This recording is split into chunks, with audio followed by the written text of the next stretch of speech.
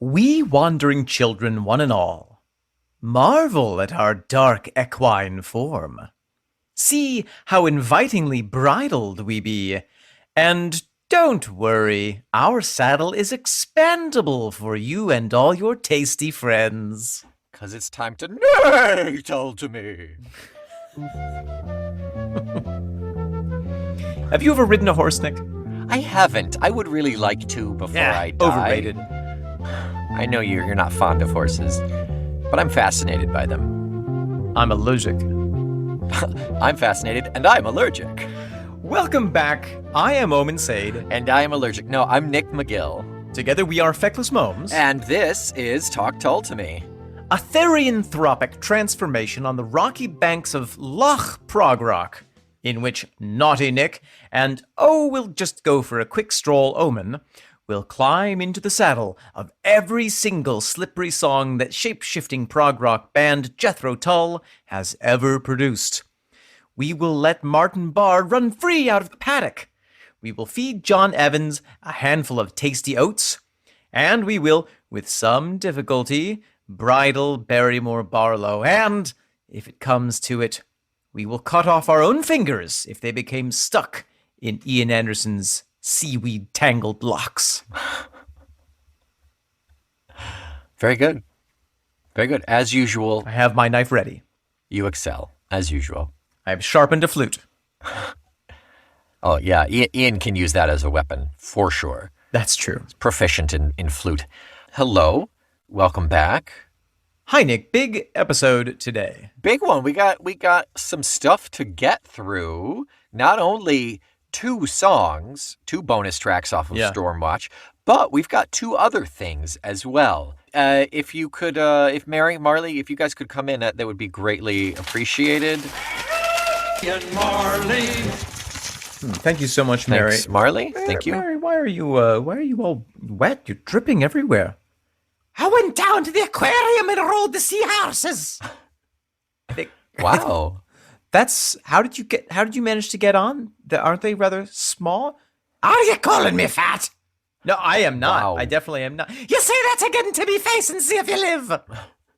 Sorry. Very sensitive. I am impressed, but very insensitive. All right, gonna have to dry the carpets now. Yeah. Whew. Yeah. What have you got there, Nick? Something we haven't had in a while, but thanks to the big old Tull burst that we had, we have our last review of 2021. Sir, sensors have detected another star in the sky. Dear Lord, that's 5 stars, 5 stars, 5 stars, 5 stars. This comes from JT Fan 78 via Apple Podcasts. Wow. I'm the first 100 Tull fans out there. For all of you listeners, it is Apple Podcasts. Despite what Omen says every week, it is not Apple Music. No. The title of the review is Big Tull Fan. They say, I'm in my mid-50s and saw my first Tull concert back in 78. Oh, what a good year to see them. That would have been Heavy Horses, yeah? I think. Yeah. Yep. Yeah, it would have been. I haven't missed a tour since. Wow. I found this podcast very entertaining. I fell in love with the insight and humor. After my 3rd episode, I had to give it a 5-star. Now I follow this regularly. I can't wait for the review and new album release. Yes. Thank you so much, Tull fan. And I mean, we really, this podcast is in large part because we wish we could be you. We wish we could have seen all those tours. And so we are living vicariously through your listenership through the reverse transmissive property of memories. Yep, that's a thing. Mm-hmm. It is. That's it for me. Omen, what did Mary give you? Besides a pile of seaweed on my floor, she also gave me this damp letter from a new writer in her. White innocence. New writer in her, how thrilling. David writes, Hi, Omen and Nick. I can't believe that I just discovered your wonderful podcast.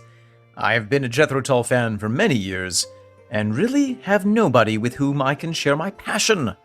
Your words are a soothing balm that make me feel that I am finally home.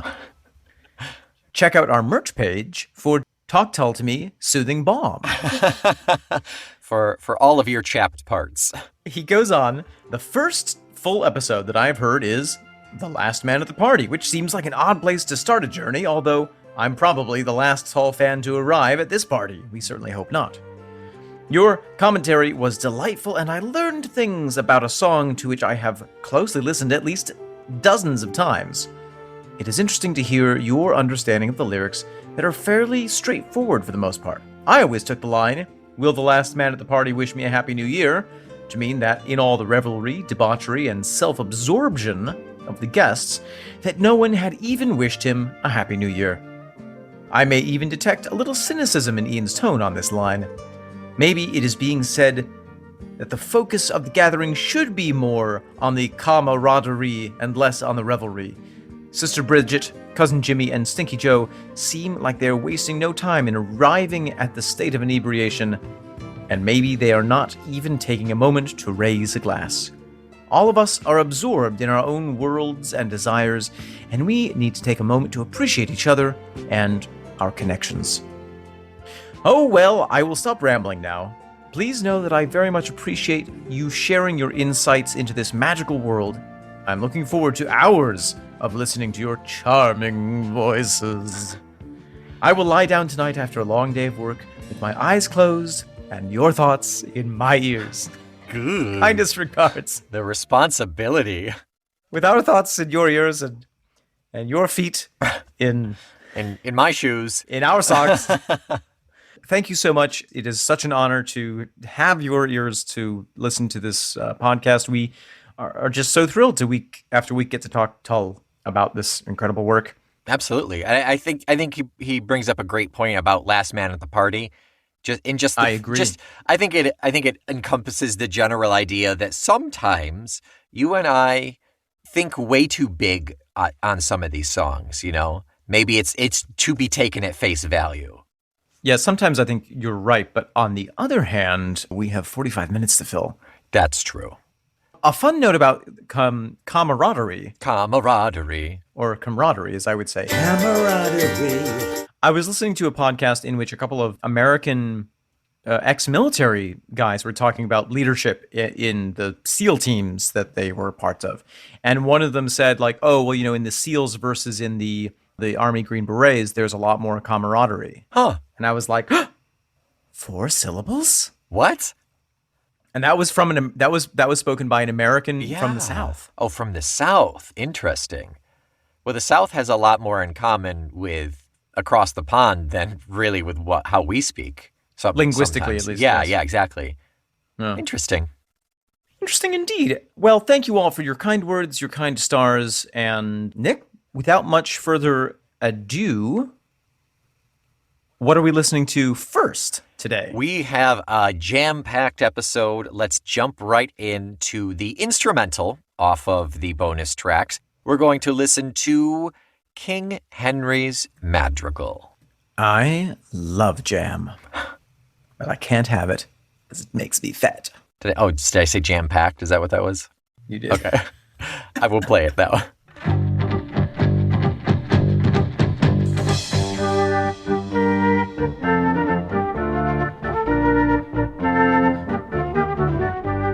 And there you have it, Nick. There it is. Believe it or not, that song is 3 minutes long. Oh my gosh. Feels half that. It's a radio hit length. Yeah. Yeah, it was. I mean, it swept the radio stations of 16th century England. They loved it. They loved it. They did. Before we dive into the historical implications of this song, shall we talk musically? Yeah, let's get into music first. I think that's a good idea. So I'm not sure. I mean, we know this. We know the original version of this song, King Henry's Madrigal, also called Pastime with Good Company. That's what he wrote, or also known as the King's Ballad, because we worked at a Renaissance festival for 11 years. We sure did. The secret's out. The secret, don't tell anyone. But originally this was written by Henry VIII it is thought to have been written for Catherine of Aragon. Oh, that makes sense. This has a very Catherine of Aragon vibe. It was super popular because he was the king and he wrote a song. Because it was people were legally obliged to like it. They had to. But it was lyrically, I mean, it was about rich guys enjoying things, basically. For my past dance, hunt, sing, and dance, my heart is set. All goodly sport, for my comfort, who shall me let? Yeah, it's all about I like to go hunting, and I like to fence, and I like to fish, and I like ladies, and I like dancing, and I like drinking. It was pretty much Hank Ocho's anthem, basically. It's what would play when he entered the ring. Pretty much. It probably literally did. Yeah. Oh, that's actually very valid. Yeah. Do we want to hear a quick little jaunt of what it more likely sounded like? Yes. Everyone take a quick shot of cholera and let's have a listen. Here we go.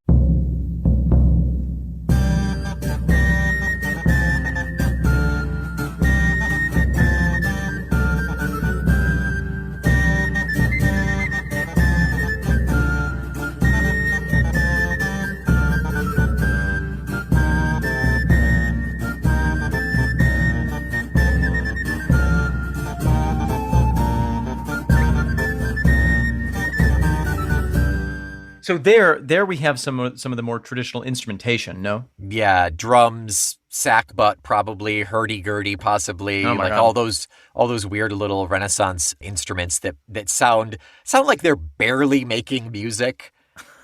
And they're also in pain at the same time. You say what you will. I love the sound of a sackbut. I do too. I 100% do too. But there's a certain lack of musicality there in terms of what we're accustomed to. Yes, there's an earthiness to them. Yeah. Yeah. So this is another instance of Ian taking a classical song and jazzing the hell out of it. Or rocking the hell out of it. Yeah. Non-chronologically, but kind of what we saw on the Christmas album with God Rest Ye Merry Gentlemen. Sure. I was thinking of Bourée, actually. Oh, yeah, definitely. Yeah. I just want to put in a credit there. The clip that we heard was by the English prog folk rock band Gryphon. Oh. And it appeared on their 1973 self-titled album. Oh, wow. Yeah. That actually predates this. Well, yeah, as did the original. Did the 16th century. Yes. Blackmore's Night has also done this. I love the idea that he wrote it for Catherine of Aragon, because the first line is, "Pastime with good company I love and shall until I die." By which I mean until I marry 6 other people. Until you die, actually. You die. Actually, long before you die. Yeah. I will stop loving you. Pastime with good company until I create a new religion. Yeah. That's what it is. Pretty much. Yeah. King Henry, what a guy. He's resourceful. He was resourceful. It's fine. He knew what he wanted, and he had the resources to try to get it. And he did many times. Yep. Did he ever really get what he wanted? I mean, probably not. He got gout. Did he like the? Did he want the gout? No. I don't know. Yeah, you're right. Musically, this is a multi-tiered cake. It sure is. I mean, Ian does some great things to kind of lead us through it. He sets out at the very top with giving us a pretty straightforward version of the tune, very recognizable.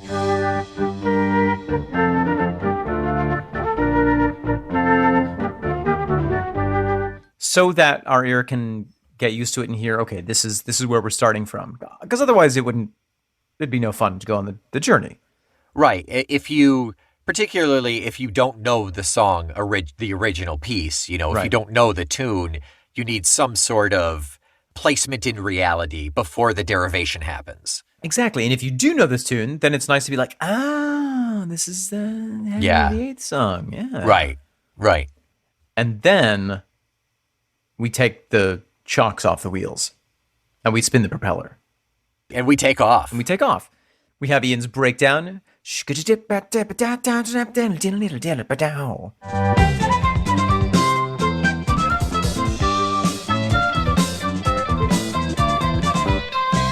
In which he's using the chords of the song, but he's really taking those chords and exploding them into the scales and finding his own pathway through those chord changes. There's some really lovely parts that I enjoy. For instance, there are a number of points where the organ is doing these 16th note arpeggios. Yep, I have that note.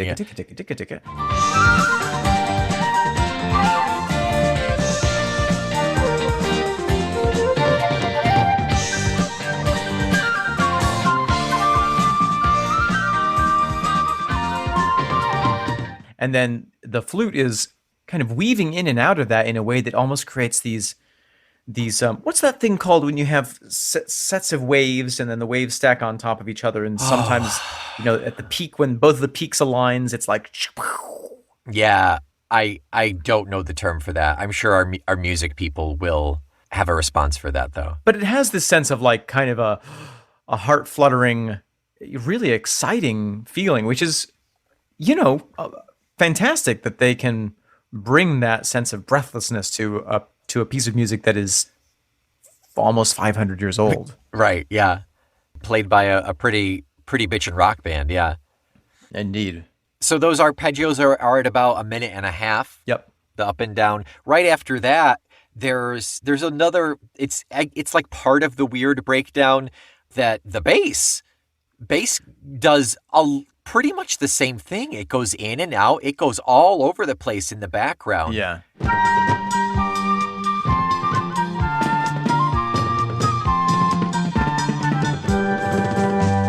And the bass is great in this. This is not John Glascock. I believe it's probably Ian. Sure. But the idea of not just doing like boom, boom, boom, but like really he fiddles up and down on that thing. Yeah. We've got so many instruments going on in this. I mean, we've got the bass, we've got the drums and guitar, multiple flutes, I think. I think there's a low flute underneath.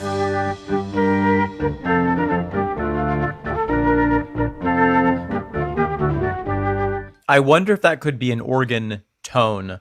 Yeah, that's always my hesitance to mention a second flute, because sometimes I can't quite tell. Don't mention the second flute. The second flute was on the grassy knoll. Second gunman on the grassy knoll. Yes, I was thinking of Faulty Towers and The Germans Are Here, Don't Mention the War. Oh, okay. Also good. Another fun thing that happens is that toward the back half of the song, we have Barrymore charging in with the drums. Mm-hmm. Yeah. In a way that kind of breaks through.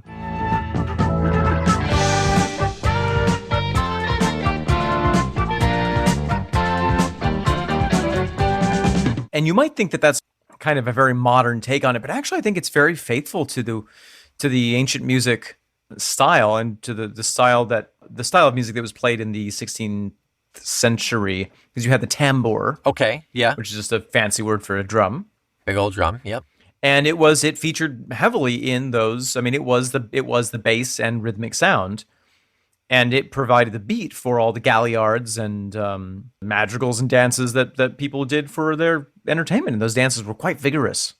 And it was a single drum. It wasn't like a drum kit, so it would really just be boom, boom. It would keep your beat. Every now and then they'd do a speed up or something, like a boom, boom, boom. But for the most part, it's like at the end of that song where it's tish, tish, you hear those splashes. But in some of the parts where he makes it a little bit more complex, and you hear that yes, yeah. I think that was also something that would be used to kind of drive forward the frenzy of the dance. Yeah. The frenzy of the gout. The gout frenzy. all gout must go. So the final piece that I want to talk about is, well, no, I guess I've got two more. The organ in here is wonderful.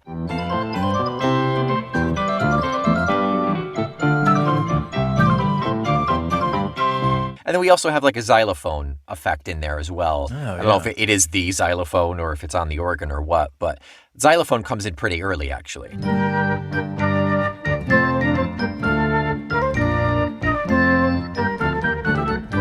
Delightful. I totally missed that part. Yeah, it's. I think it's only for like the first third of it, and then the organ really goes crazy. It has that chimes feel. Yeah.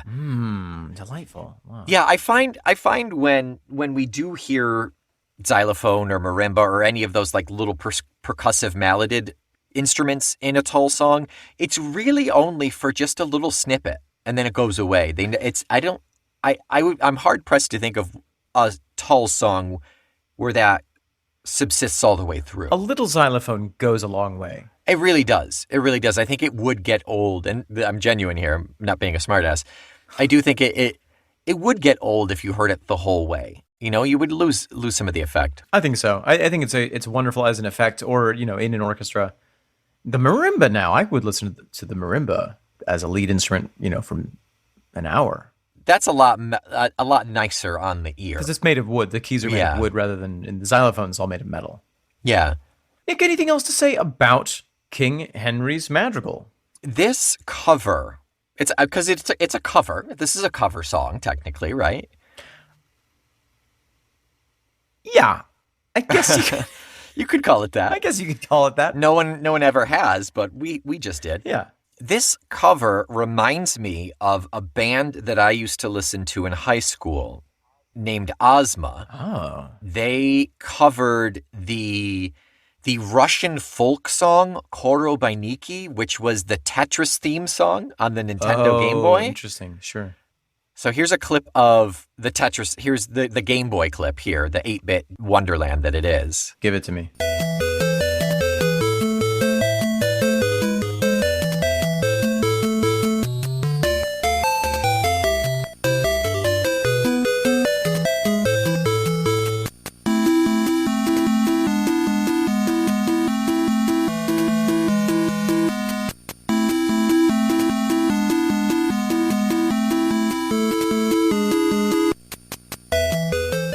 Oh, yes. Dancing bears all round. Wearing fezzes, yeah. There's something really satisfying about things adapted into other forms. We do it all the time. There's practically nothing else.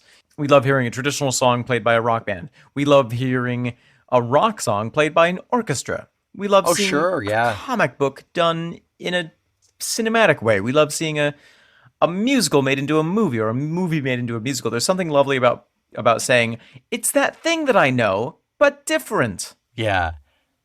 Yeah, it allows you to approach a new form of something with a level of understanding. You're not approaching something completely out of the blue. But there's also that novelty. Yeah. As Alec Guinness said in the first Star Wars movie, that's no sackbut. You remember that scene? I do remember that. It was in the cantina, right? It was in the Mos Eisley. Yeah, okay. Great.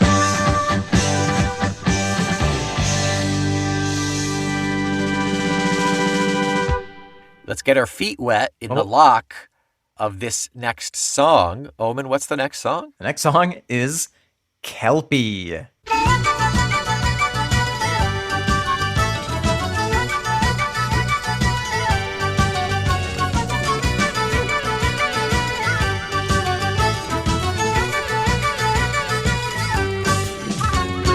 Oh, Nick, there we have Kelpie. There it is, Omen. Unbridled. And there we have, yes, foaming at the mouth. Nick, sort of traditional question for you at this point. Where does this song rank for you in the dozen or so from the Stormwatch era? You likey or you leavey behindy? Me no like you that. This song is the favorite song that I didn't know was my favorite. Oh, the dark horse, if you will. The dark horse. Boy, I like this song. It's very really good. great. I did not realize how much I like this song. But by gummy, it's good. By gummy. By gummy. What about you, Omen? First thoughts? I freaking love this song. Yeah, it's really good. I'm glad to have had an opportunity to sit down with it. Yeah. And I've always been confused about this song because I conflated in my mind, as you know, as we found out before we started recording, the word Kelpie with the word Selkie, which is a different kind of shape-shifting Celtic northern North Sea creature of mythology. Yeah. It's understandable. And I was always very confused because it didn't really fit the description of a Selkie. Now I realize that's because that's not what it's about. Yeah. So It's enlightening, really. So Nick, what is a Kelpie? Kelpie is Scottish mythological creature that is a shape-shifting inhabitant of lochs. Yes. Not the delicious smoked salmon, but the lakes in Scotland. The lochs. The loch. There's a horse in my lochs. They are aquatic horses, but they can turn human, and they can lure people in their human form, or they can lure people in their horse form. Yeah, they're really the Swiss Army knife of Celtic folklore. Yeah, they can get a lot of things done. They're also meat eaters. Oh, okay. They would often lure people onto their back by standing around looking like a nice, pretty pony that wanted, a ride, and it would be, have a lovely saddle and look alluringly decked out for riding. And as soon as you would get onto its back, it would plunge down into the lake, drown you, eat you, and then spit out your entrails. Oh, it doesn't like the entrails? No. Okay. They get stuck. So traditionally, Kelpies are male in their human form, which fits perfectly with the song. That's true. But I'm seeing so much art of female Selkies. It's curious. Female Kelpies. Female Kelpies, yeah. Well, I think that was a product of the Romantic period in art, where mostly male painters were like, I have to paint nude women. The theme is Kelpie, Yeah. sure. I really want to paint a wet, naked lady. How can I do that? Right. Yeah. Go sit by that lake. Why? Folklore. Scottish folklore. Yeah. Take it off. And maybe there are more stories than I am aware of regarding the Kelpie that kind of pertain to the female form. But it does seem like they're mostly thought of as being masculine in their human form. Yeah. Often they would, in their human form, be betrayed by the presence of their hooves, which they couldn't transform. Oh, interesting. Which, when the Christian missionaries came to the northern bits of Scotland, they formed an association with the devil. Sure. Okay. Right. Because they already had the idea of the devil as having cloven feet. Yep. Other potential cultural similarities. We have the Germanic Nixie, Scandinavian Bacchus, and the Australian Bunyip. Yeah, sure. All aggressive, dangerous water spirits. Yep, and having horse-like properties. Yeah. So there's some interesting things. Apparently, it was very common for each lake in Scotland to have its own Kelpie. And there are a couple of different theories as to the origin of the myth. One is that it was simply a very useful and practical tool for keeping your children in line, saying, don't go and play by the lake because there's an evil beastie in there. Also could be a way of explaining mysterious drownings, but it could also be a way of explaining water spouts that would sometimes occur on these very flat, windy places. Okay. Flat on the lake, but windy because the mountains were all around them in Scotland, whipping the wind into all these different shapes and creating a water spout in the middle of the lake, which could look like some kind of a mysterious figure. Yeah. True to mythology, it's usually to explain something that at the time science did not exist to explain. Yes. Some fun little connections for us. Guess who wrote a little bit about the Kelpie, or at least references the Kelpie? Do you want silly answers or the actual answer? I would like silly answers. Please. Mark Twain. Nabokov. Grigory Sandovich. Yeah, okay. Okay. Very good. Now the silly answers. Oh! No, what's the real answer? Who do you think? Burns.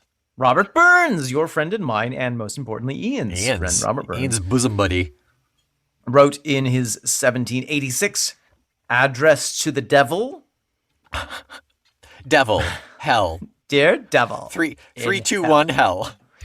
He wrote, when thous dissolve in snowy hoard, and float the jingling icy board, then water kelpies haunt the ford by your direction, and nighted travellers are allured to their destruction.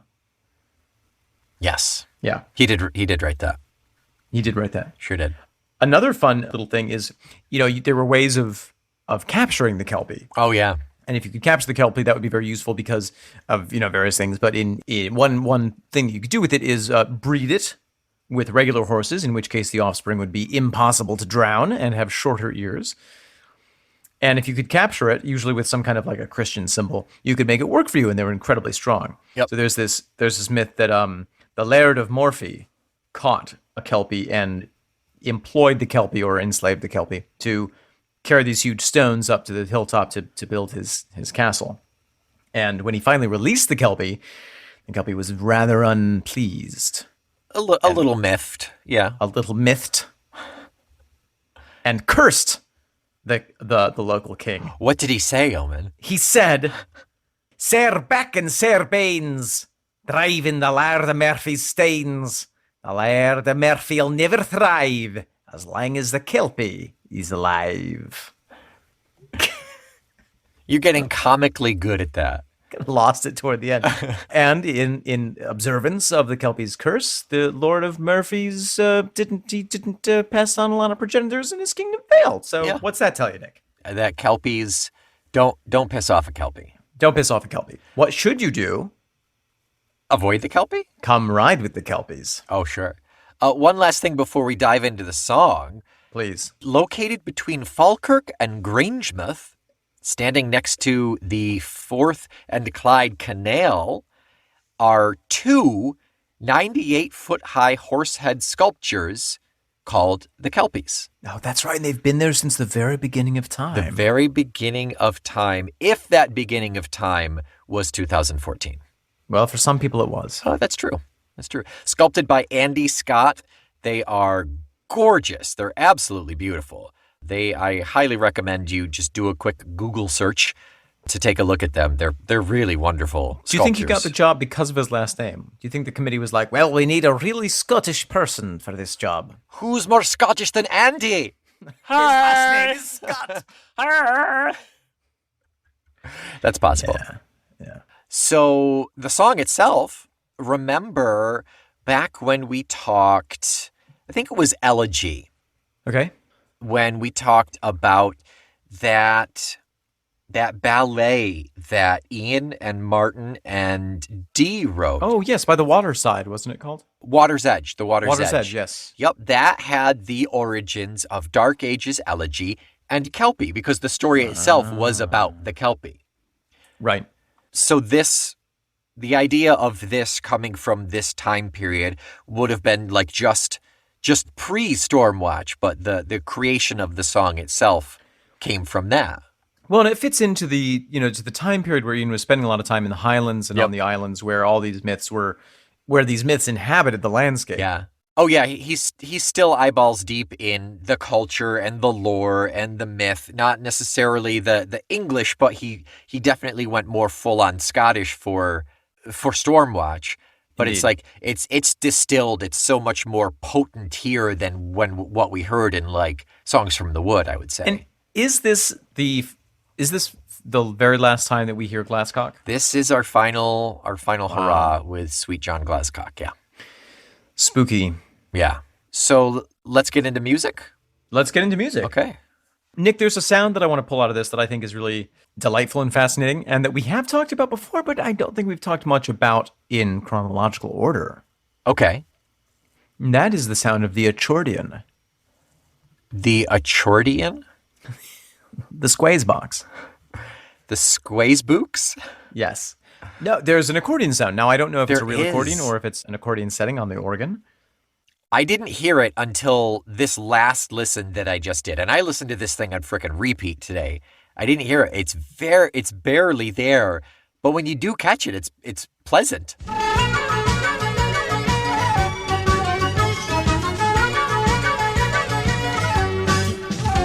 There's some nice instances of it. It comes in right at the top. It's one of the first Okay. sounds that we hear. Oh my God. It's underneath that, the flute part. Yeah. And one of the things that I really like about this song musically is that it kind of does what the lyrics do. It parallels the lyrics in the sense that it uses a traditional sound Yeah. a lot of Ian's flute playing has that traditional Celtic tune and style to it, even going so far as, I believe, to add in a penny whistle or some kind of a whistle. Yep, I was going to say there is definitely a whistle in there, and I think that's why I missed the accordion. Because you were listening to the whistle. The whistle, between that penny whistle sound and the tinniness of that mandolin, Yeah. I can't hear anything else. I'm just so enwrapped by those. Caught between the whistle and the deep blue flute. That's where I was. On the south side of the hill. So there's that really traditional sound to it, and with the accordion, a traditional instrument. And then the guitar and the bass and the drums come out with those terrifying electric sounds, those really threatening sounds. When Martin comes in the verses, those stings, it's the whinny of a horse. It's so perfect. There's lightning in the background. It's like I It get feels such an very, image. very dangerous. Yeah. Like that is the sound that made conservative parents in the 1960s and 70s think that their kids shouldn't listen to the rock and roll. Yeah. Don't play Dungeons and Dragons. Don't listen to rock and roll. Pray and clean the bathroom. Eat your beans. And eat your beans, yeah. Yeah. That first sound, that opening, that's like a racing horse, Like right? a gallop. Yeah, okay. I didn't think about that. But that's so true. Yeah. It doesn't stick through the whole thing. Like it goes through and then it falls away and then it goes through. It's really just in between the verses, but it's definitely a horse bolting. I feel that I think that's so smart that you picked up on that. For me, what I was getting was that the flute and the whistle and the accordion and even the drums and the bass to a certain extent are the landscape. Are setting the scene. Sure. And Yeah, of course. Then the electric guitar itself is the Kelpie bursting out of the water, showing its head, and then back under the water onto the surface. I like that. Yeah. Well, there's no wrong way to interpret it. But this is the right one. There are 100 wrong ways to interpret it. Choose wisely. There is about halfway through, at about 150, there is a really classic Tull breakdown in there that I feel like we haven't heard something like this in quite some time. I was thinking the same thing. Yeah, we have the bass and flute kind of starting us off. Uh-huh. And then we move to the flute and the guitar. And then we have just the guitar in this kind of wild overdrive brief solo, and then Ian comes back in. But you're right. It is a little pleasantly formulaic. It's sort of like, all right, everyone take your turn. Yeah.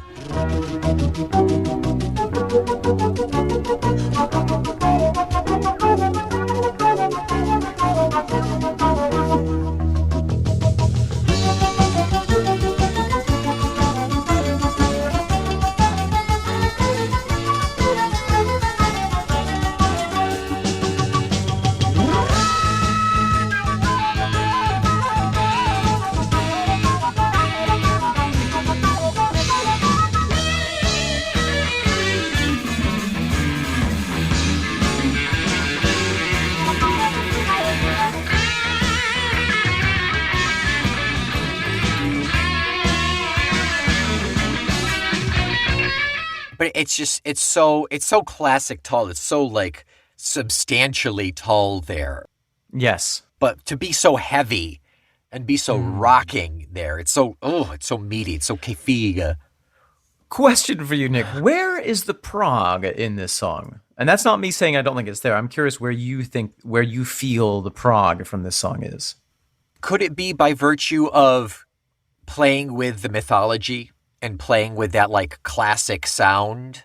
Could that qualify it as prog? I know in the Discord we've had discussions of like, what really is prog? Yeah, I that's exactly what I was thinking. I mean, prog is right. What is it? One thing you could say is it's anything in the tradition of pushing rock and roll to its to its edges. To see what is the how far can you push it in any direction? And sometimes I think what that means for Tull, at least, is all the different playing with the meter and playing with rhythm and the different key signatures. No? Key signatures?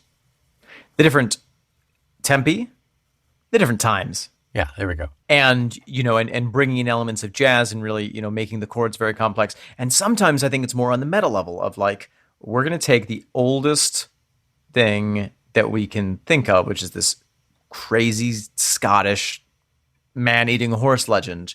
Yeah. And we're going to rock it the F out in 4/4 time. Right, yeah, because Ian went to Loch Ness one day and remembered the myth. And he was just inspired. Or saw a Kelpie. It's also possible. Have you ever wondered why he only has 3 fingers on his left hand? The others stay in the flute, right? They're tucked into his pocket. Oh, okay. That's why.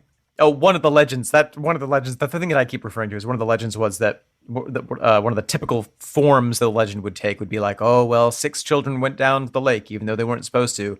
And all 6 of them got onto the Kelpie. And one of them had a knife and was able to cut his own fingers off. Oh, yeah. To be able to let go. Right, because the lore is either you can't let go of the rein or you can't let go of the mane if you're holding onto the mane. Exactly. Yeah. And so there was one left alive to tell the tale, but that child was left disfigured. Disfingered by his escape. Yeah. So don't touch horses, I guess, moral of the story. Horses are dangerous and not to be trusted. Another fun like Tull Kelpie connection. If you look at the description of the human form of the Kelpie, okay, one of the traditional forms is like a long-haired, mumbling old man sitting by the side of the road mending his pants. A grizzled old aqualung, yeah. Yeah, so it's like, I mean, it does sort of, I think all of us like to mythologize Ian. Yes. Yeah, to a certain extent. Yeah. And I think that, like, in our teenage years especially, I was always looking for any kind of, like, through line of, like, well, what's the real story about? Yeah. Is he a Selkie that has come to this earth to play the flute and enchant us?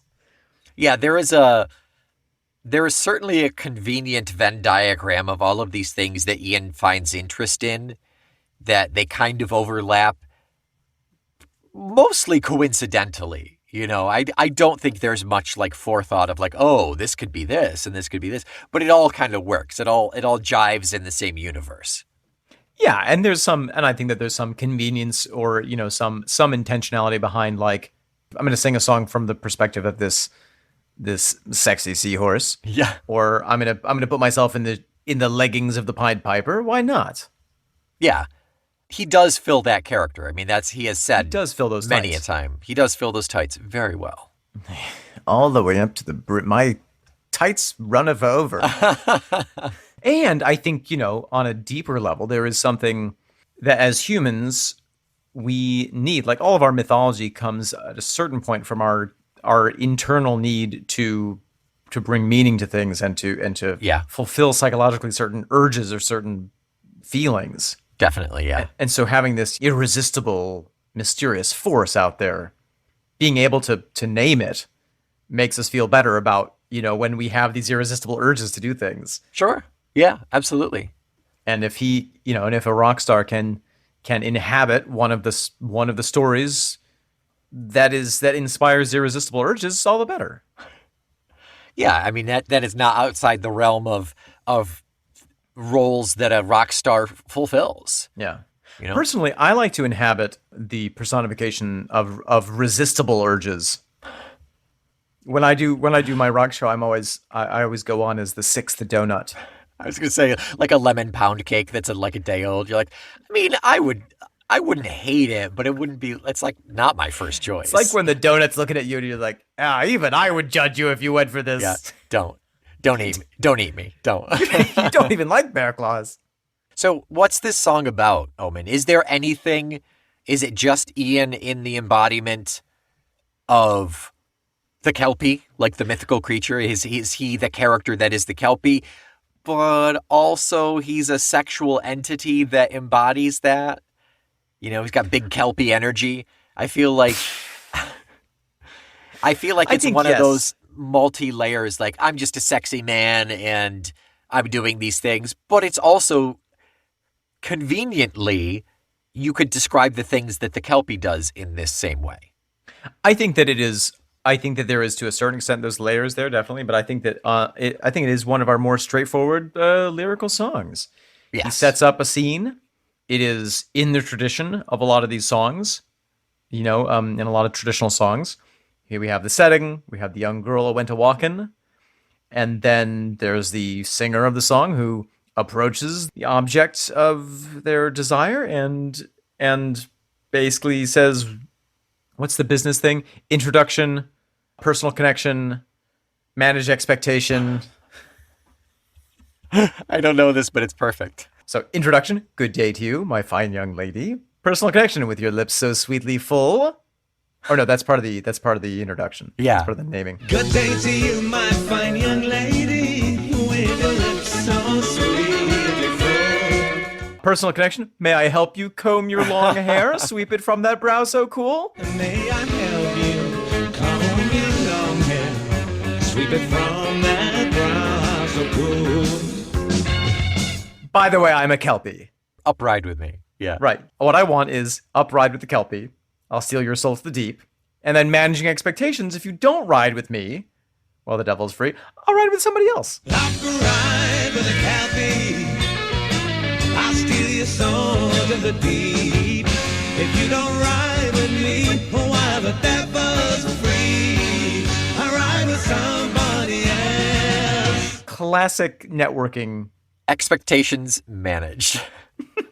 So when he says, while the devil's free, he's referring to himself, right? Like that's a third person. If you don't ride with me while the devil's free, yes. While I'm out on land and I'm going bonkers. Yeah, and I think that's an allusion to the earlier association that the Christian missionaries made between the Kelpie and the devil because of the hooked feet. Sure. And the, eating and dragging people down to the darkness. Yeah. All that as well.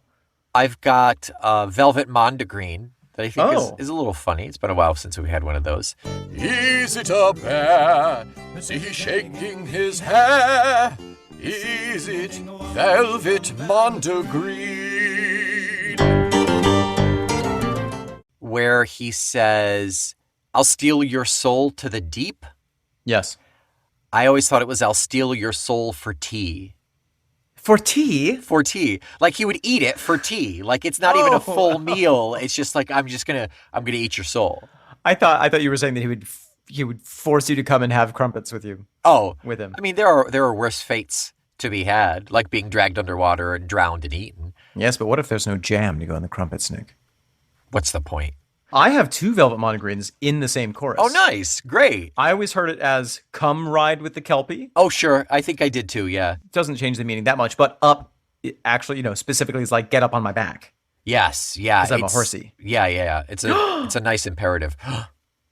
This is the film negative of Hunting Girl.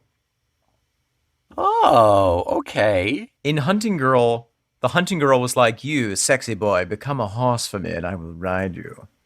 In this, the sexy horse is like, come get on my back, human, and you will ride me. Wow. Either way, Ian's getting ridden. Groundbreaking. Right here. You heard it here first, folks. My face is melted. That's really good. That's a really good reference, Owen. The other thing that I always heard was, if you don't ride with me while the devil's free, then ride with somebody else. Oh, yeah. Which never really made sense. It's like, if you don't ride with me, you can go and ride with somebody else. You can do exactly what you wanted to do. I respect your boundaries. But I think in that sense, there's a bit of, well, you're missing out. Go ride with whoever the hell you want, but you're not riding with me. Definitely. But the way that it's actually written is much more direct in that sense of like, this is your chance. Yeah. Are you going to take it? I'm only eating the soul of one person today. Yeah, for tea. Yeah, Could be you. That's really interesting, though. I do really like that because it's saying, hey, you're going to miss out, but he doesn't really say what you're missing out on is being dragged to the deeps, and which is why it's just ambiguous enough to be just a super sexy song. Well, and that's the thing. It's like, I think that's, we always... There's the trope of like the innocents are always attracted to the bad boys or the bad girls. Yeah. A flesh-eating devil horse is the ultimate bad boy. It's the baddest of boys. Yeah. But I think that there is that sense of, there's that, like with a sexy rock star, there's that sense of ambiguity and mystery, and you don't know what's going to happen. Yeah, of course. Yeah. Come on, baby. It's like Ray Lamas. It's like, you want to get on my bike and we'll ride? Well, I mean, it's like Ray Lamas. It's like Velvet Green. It's like a lot of these songs that Ian has kind of collected over the years. And now he's gone from Elizabethan player to greaser rock star to mythological entity. Yeah. Well, and it's not just Ian. I mean, Led Zeppelin has plenty of songs that follow in the like, come on, shall I help to comb your hair? Probably any Rolling Stones song. I don't know many of them, but I mean, they feel all terribly sexy. Yes. Wild horses couldn't drag you away. But they could. But they could. This one But they could and they will. Yeah. Just, going back to the mythology, say goodbye to all your dear kin, for they hate to see you go in your young prime, to this place of mine in the still loch far below. Say goodbye to all your dear kin, for they hate to see you go. In your young prime, to this place of mine, in the still loch far below. So that's following really kind of directly the mythology. I'm going to take you to the bottom of the lake. Right. Or that's what he calls his bachelor pad. Bottom of the loch. The bottom of it. Hey, I took her back to the bottom of the loch and we had a drop of the creature. By which I mean I cried for 6 hours. Oh, no. I really like the lyric, the second verse. I really like the entirety of the second verse. Well, I'm a man when I'm feeling the urge to step ashore, so I may charm you, not alarm you. Tell you all fine things and more. Well, I'm a man when I'm feeling the urge to step ashore, so I may charm you, not alarm you. Tell you all fine things and more. Yeah. Oh, and this is the modus operandi of the Kelpie in the mythology, is it would always be like a really nice looking horse that just was like, so tempting. Yeah, it's the honey trap. You see this gorgeous horse bridled, and you're like, wow, does nobody own this horse? This is, I don't want to waste this horse. Yeah, it's like you're out in the middle of nowhere. You're down by the loch. There's a Lamborghini with the keys in. It's idling. Yep. There's no license plate. And you're like, well, I need to drive this car to the police. Yeah. JK. It drives itself into a lake. Off the cliff. And it wasn't a Lamborghini. And it was a Welpie. Is there a lesson to be had from the Selkie? Is it teaching the people who would try to take this horse? Is it punishing them? Is it don't touch stuff that isn't yours? Is it don't try and break a horse? Aside from the fear the water thing, I think that's the most practical value of it. I think that the other on a mythological level that works, but I'm thinking more on a fairy tale level. I think where you've got like a moral to the story, and maybe there isn't one. I guess what I would take for it is if it's too good to be true. If it seems too good to be true, it probably is. Yeah. Yeah, a horse with a note that says "Ride me." That was my Halloween costume. That is, yeah. Your back was super sore after that, but wow, you did enjoy it. So yeah, a moral. Now the thing that I love about a lot of the old myths is that they are amoral, not immoral, but they are amoral. There's no moral. That's true. Some of them, yeah. You're talking really, really old. Well, what's the moral of a werewolf? Well, that's not a myth. Don't wear a wolf. Don't wear a wolf. I hope it's a myth. What are you saying, Nick? That's just a supernatural creature, though. That's not like, the myth of the werewolf. It's not like there's a set story. I think the myth of lycanthropy goes back pretty far. But there's not a set story that has a beginning, middle, and end. It's just that, this is a supernatural creature. But also, yes, there is a moral to werewolves, and it was putting on the animalistic nature of dangerous men. Oh, yeah. So drinking at night and becoming dangerous. Right. Yeah. Sometimes people get so overcome with their animalistic side that they can't control themselves. And so you should, you should shoot them with a silver bullet.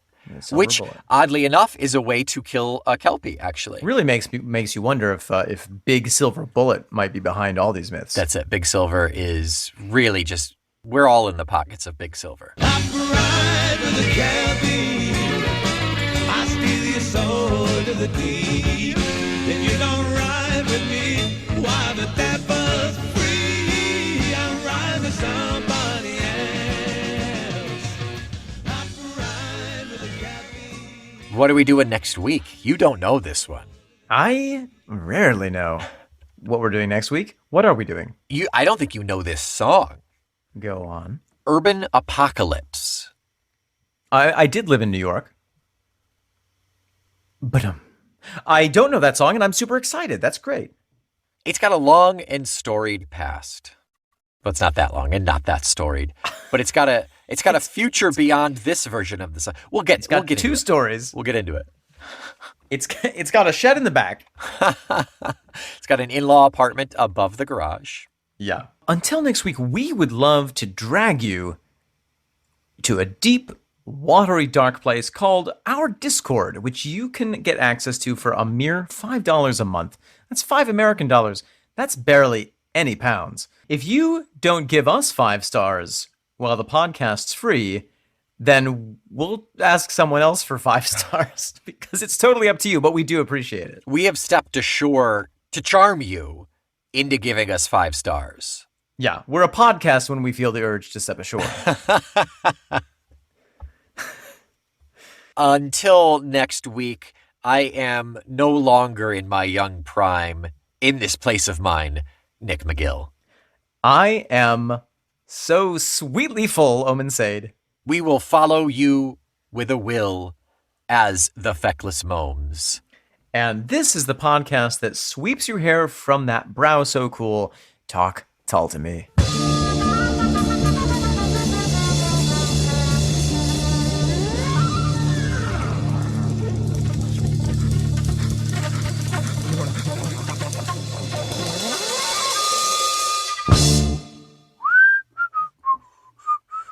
Whoa. Hey. Hey, boy. Where's your rider? That bridle is very nice. You could be my rider. You speak? I do more than speak, little girl. Wow. Oh, your hair is all over the place. So is yours. Your mane is luscious. Oh, clip, clop, clip, clop, clip, clop, clip, clop, clip, clop. Oh, look at how shiny my coat is. Doesn't it just beg to be petted? May I? May I pet you? Pet away. Oh, it is so soft. So silky. I am very impressed. I do a lot of seaweed wraps. Oh, yeah. You do feel a little damp still. You must have just come from one. It's all the sweat from prancing in the hillside. Oh. Yeah, you came in very quickly. Very, very quickly. Look how shiny and supple my saddle is. Oh, very. That is, whoever owns you must really take care of their tack. Oh, maybe no one owns me. You could own me for a day. For a day? I have nothing to do. I finished my chores. Could I just hop on your saddle just for a little bit? What's the risk? Who would know? I'm just a wee lost little pony. If you take me back to my house, I could give you a carrot. Back to you. I have somewhere much more interesting to go. Clip, clop, clip, clop. Oh, all right, here we go. Clip, clop. Oh, wow, you're really high up. You're heavier than you look. I eat a lot of oats. Oh, my God. Okay, before we go, you gotta do... It's just... Yeah, take your time. Take your time. It's nice up here. Been a long time. This is why I don't come to Dunkerkenfleim anymore. Okay. Before we go off, clip clop. Before we go off, you got 3 rules. Okay. You got to hold on tightly to my mane. Okay. Yeah. Roger. Got it. Don't kick me so hard because I'm sensitive around the midriff. Okay. And the most important thing to remember is no matter what happens, no matter how fast we go, no matter where we're going, always remember Yes? that Talk Tull to me is a proud member of the Feckless Moans audio network. No!